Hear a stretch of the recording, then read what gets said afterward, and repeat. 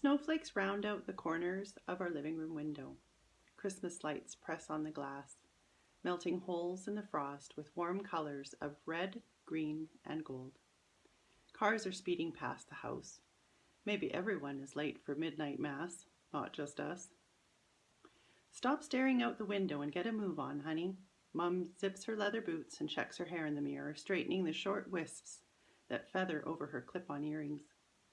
Our eyes meet in the reflection. She smiles. From deep in the front closet, Mum pulls out the rabbit fur coat. It's covered in thin dry cleaner's plastic. Until now, the snowy white waistcoat with the dainty collar and hidden buttons has been too big for me. I haven't been allowed to wear it, even though I've snuck it out to try on a few times, pushing my arms in, meeting the buttons at the front with my hands. It's heavy but comforting as a hug.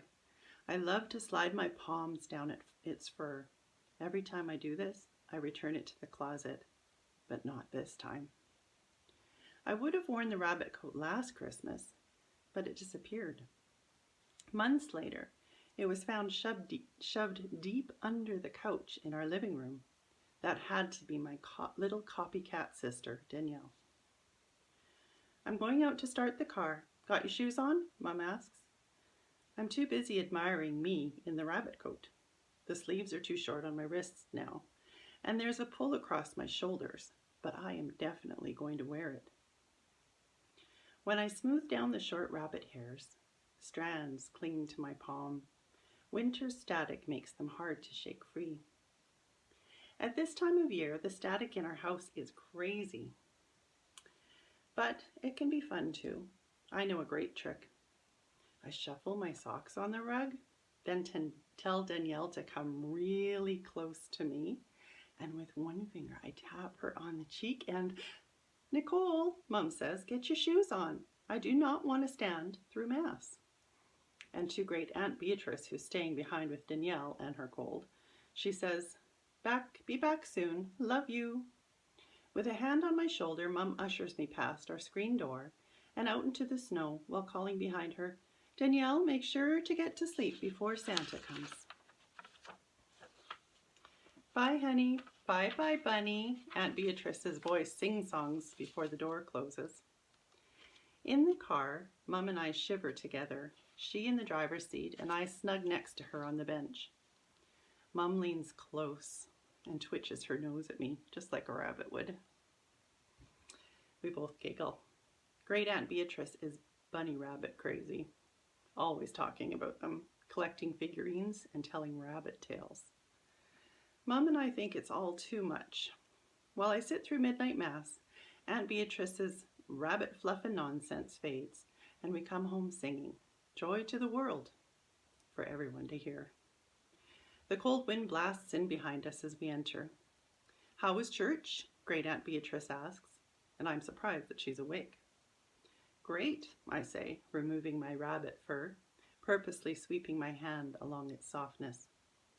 Aunt Beatrice winks and crunches into her cookie. It's one of Danielle's with white icing and green sprinkles. Aunt Beatrice edges to the now crescent-shaped cookie onto the plate that holds her steaming, floury teacup. A knit blanket drapes over to the floor where, below her ankles, her feet playfully slip and skate on our wood floor. Did Danielle behave for you, Mom asks. I told her all about the Christmas bunny and she went straight to sleep. Aunt Beatrice chuckles. Mom rolls her eyes at me and passes to the kitchen.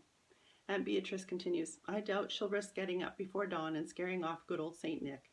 She sniffles and slurps at her hot tea. My baby sister Danielle still believes in Santa and magic. I don't. I caught Mom last year taking down our socks. The real socks from our drawer that Danielle and I pinned to the window frame in the living room. I saw Mom replace them with Santa's velvety red, white fluffed rim socks. She tried to hide what she was doing behind her back and scoffed at me to go to bed. But I knew, and she knew that I knew. There's no such thing as magic.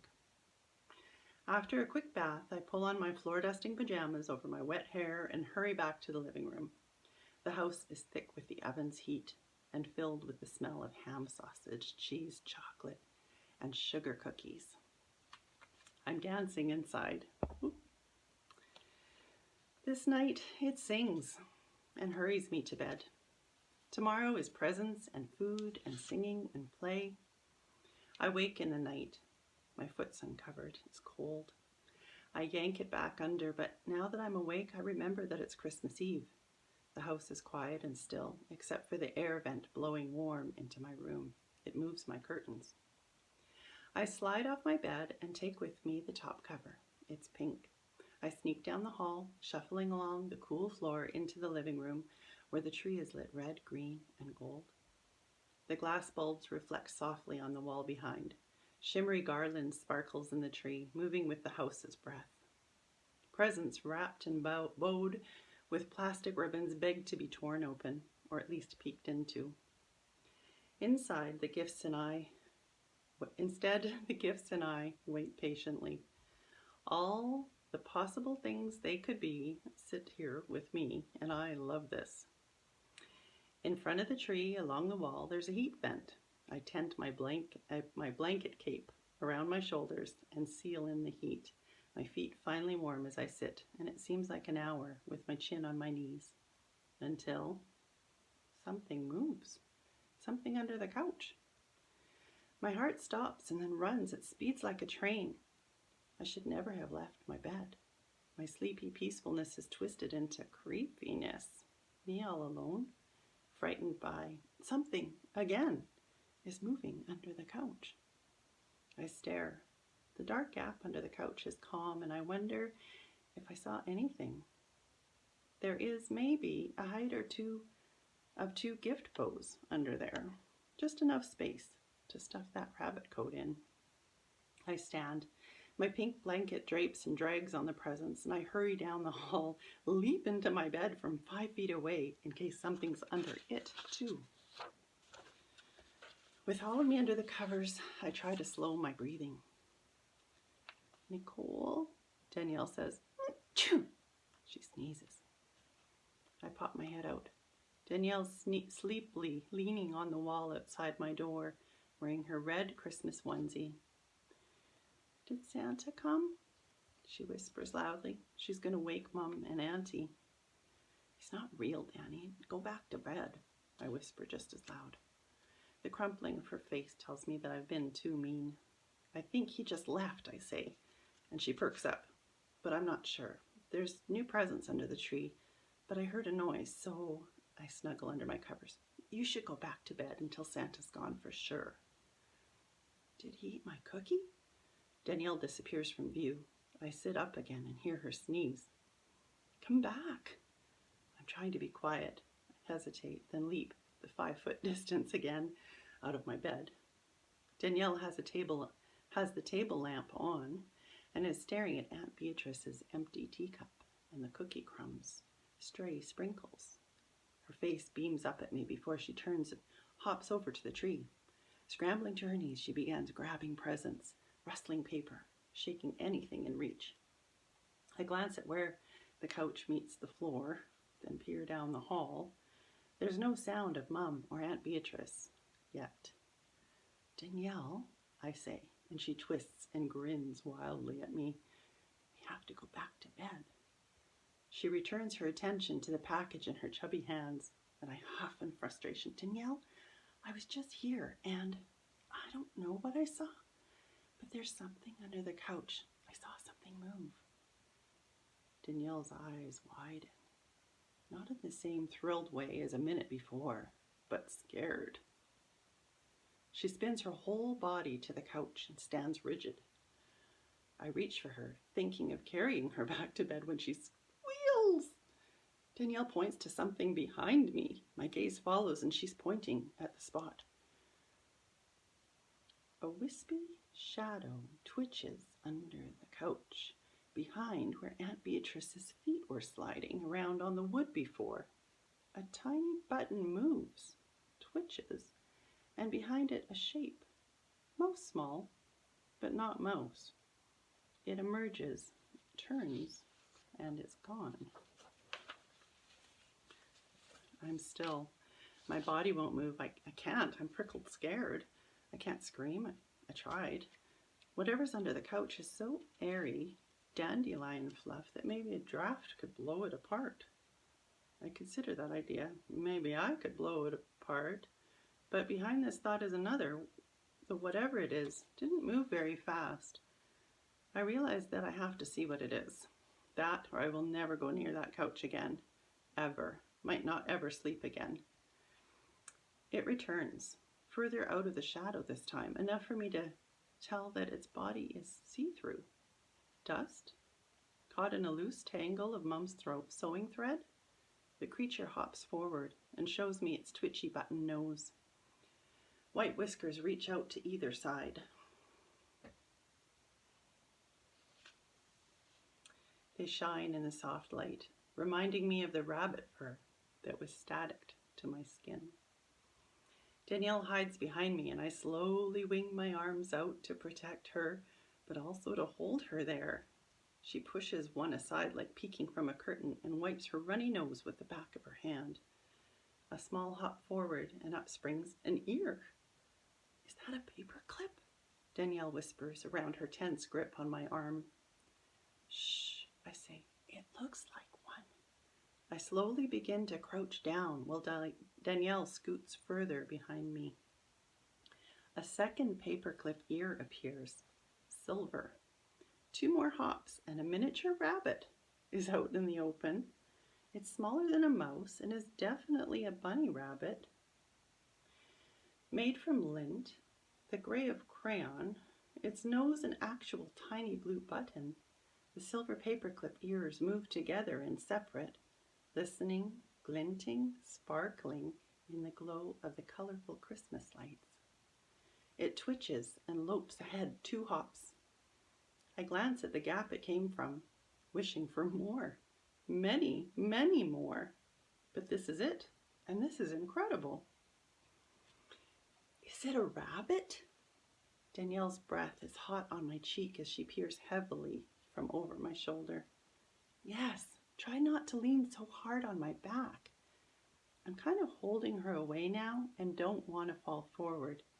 She stays as close, but stops leaning her full weight on me. The rabbit's tiny body breathes. 5 more hops. If I stretch my arm out, I could reach it, but I'm afraid to move. I desperately want to hold it, or at the very least see it up close. After counting to about 120, I decide the rabbit is near enough, and I start to reach down. Danielle flies around beside me, and the rabbit scrambles backwards and stumbles to a stop. It holds very still. I block Danielle with my arm. Stop! You're going to scare it away. She deflates and lumps down to squat with me. Don't breathe so heavy, I say. You'll scare it. My gaze never leaves the rabbit. Or you might blow it away with your breath, I mutter. I lay my hand, palm up, on the wood floor, trying for a seamless ramp, the kind ants and ladybugs, or in this case, paperclip bunny fluff, can plod onto without knowing. I'm hoping so much to hold it. Danielle leans on me again. I resist nudging, shoving her back. I close my eyes so I don't flinch. The tiniest padded thumpers tickle my fingertips. My heart beats too loud in my ears. The rabbit must hear that drumming sound. Danielle's snotty breathing too. Stop breathing, I say from the corner of my mouth. I open my eyes and thrill. It stands in my palm with no weight, only the faintest tickle, like hair lying across the skin. I ease my hand up, raising the dust bunny rabbit to sit right in front of my eyes. Danielle leans in at eye level too. I elbow her gently to back off, and the rabbit stumbles in my hand. It regains balance as my other palm cups protectively from behind. The ears twitch, and the delicate nose sniffs up at my face. It stands, front paws hanging loose, lengthy hoppers support, whiskers strain and vibrate as it hops again to stand an inch from my and Danielle's noses. I can't help it. I sneeze, achoo, a violent sneeze, and the rabbit disappears instantly. All that's left is a whisper of dust in the air and 2 shimmery paper clips. I melt like Frosty in the sun, and Danielle wails loud enough to wake the neighbors 5 blocks away. I don't move. I can't. Danielle's face is red and covered in snot and tears, and she's gasping for breath. Aunt Beatrice peeks around the corner at us. She quickly sits on the couch, leans off her perch with her arms stretched wide, clutching at the air while murmuring for Danielle to cuddle up. Danny does and says to Aunt Beatrice, "Nicole blew the bunny away." I haven't moved. I look between Danielle and Aunt Beatrice to the spot under the couch and the 2 shiny paper clips in my hand, then glimpse a button on the floor. I lunge for it, sit back, and seal it in my grip. "Hush now, Danielle. You remember tonight's bedtime story?" Danielle shakes her head no, and Aunt Beatrice wipes at her tears and says, "The dust bunny lives." Danielle sniffs and her face relaxes like she totally understands. "And just like I've always said, Nicole," Aunt Beatrice's thin hand reaches for me, "I've always said to your mom that you were special." A tear rolls to my chin. "I killed it." "No." I nod yes because I did. "The rabbit's okay, Nicole. He's made of fluff." She speaks softly with a smile, then gets a twinkle in her eye. "Do you know that I have never known anyone else who saw him? You 2 must be very special." I hold the paper clips tight in my fist, memorizing the feel of them pressing into my palm. They make the dust bunny real. "He'll show himself again now that he knows you. Once every season," she says. "So, how about instead of being sad, you choose to be grateful that you saw him? According to the legend, he's made from a moment of true peace, held together by winter's static." She smiles like she's thinking. "Bunnies are always gentle, and that one's better than butter." Aunt Beatrice sure says weird things. Her stories are weird too. And then I realize she's told me about the dust bunny in a story. "Can I see him again right now?" I sniff. "No, honey. Once," I said, and once is what he already did. Be patient. The patience helps with the special. "If he happened every night, or for everyone, then what?" She edges forward, ready to rise. "Bounce yourselves to bed now, then." I help her stand, then open my hand to show her that I still have the button nose and the paper clips. Then she does the weirdest thing. She cups both my hands and Nicole does the weirdest thing. She cups both my hands in her little chubby ones and pushes my fist to close around the objects. "We've got a year to put them back," Aunt Beatrice says to me. "Or not. He always seems to gather what he needs." She tidies a single crumb off the table by sweeping it onto the floor. Aunt Beatrice pats my shoulder, encouraging me back to bed. My head's on my pillow and it's still dark, but I am not going to sleep. How can I? I uncurl my fist and look again at the 3 bits. It's Christmas time again, and I put my shined up paper clips and glossy button nose under the couch, way back at the wall where it never gets dusted. Moonlight shines through our living room window. It's very late. Aunt Beatrice, Danielle, and I sit together in the dark. We are being quiet and patient. The story of our dust bunny and the hope that we share right now really is magic. This Christmas Eve is so peaceful that I almost fall asleep. Aunt Beatrice almost does too, and Danielle really does, but we wake her up when our rabbit appears. He's small and hesitant as he hops out from under our couch, and this time I don't sneeze. The end.